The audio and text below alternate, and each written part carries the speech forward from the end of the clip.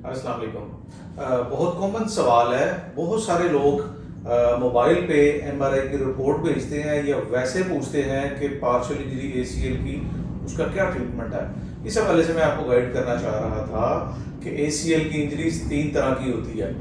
इन 3 तरह की इंजरीज को ACL sprain, partial ACL tear और कंप्लीट एसीएल टीयर, पहली 2 कैटेगरीज हैं जिसमें एसीएल स्प्रेन और पार्शियल एसीएल टीयर। इसको हमने क्लिनिकल एग्जामिनेशन जिसमें history, physical examination, clinical test और एमआरआई की रिपोर्ट पे जब हमें कंफर्म हो जाता है कि पार्शियल टीयर है, एसीएल स्प्रेन है, तो इसका इलाज बगैर ऑपरेशन के फिजियोथेरेपी, एक्सरसाइज, दवाइयों से और रेस्ट, इन चीज़ों से पेशेंट ठीक हो जाता है। ऐसे पेशेंट्स को एसीएल की सर्जरी नहीं करनी पड़ती।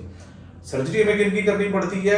ग्रेड 3 जिनका एसीएल टीयर हो, जिसको हमने क्लिनिकल एग्जामिनेशन और एमआरआई रिपोर्ट और फिल्म, इन तीनों चीजों को देखने पे हमने फाइनल किया कि इसको कंप्लीट एसीएल टीयर है, उनका ऑपरेशन करना है। या ग्रेड 2 इंजरी के ऐसे पेशेंट्स जिनका हमने कंजर्वेटिव ट्रीटमेंट ट्रायल दिया है और पेशेंट को रिस्पॉन्ड नहीं किया, उसको क्लिनिकल इंस्टेबिलिटी है, ऐसे पेशेंट्स को हमने ऑपरेशन करना है। ऑपरेशन आर्थ्रोस्कोपी से करना है और पेशेंट की इंजरी को देखते हुए एसीएल के हवाले से हमारे पास 3 ऑप्शन होते हैं। एसीएल रिपेयर, जिसमें हम नेचुरल एसीएल को प्रिजर्व करते हैं, रिपेयर करते हैं, और दूसरे ऑप्शन में एसीएल रिकंस्ट्रक्शन, जिसमें हमने लिम्ब के यानी कि उसी टांग के एक हिस्से से ग्राफ्ट लेके एसीएल को रिकंस्ट्रक्ट कर लेते हैं। और तीसरी कैटेगरी है एसीएल ऑगमेंटेशन, यानी कि पार्शियल इंजरी इतनी सीवियर थी कि बिल्कुल थोड़ा सा एसीएल का पार्ट वहां पे था, तो हम एक नया ग्राफ्ट लेके उसको ऑगमेंट करते हैं। ये तीनों तरह की सर्जरीज उसी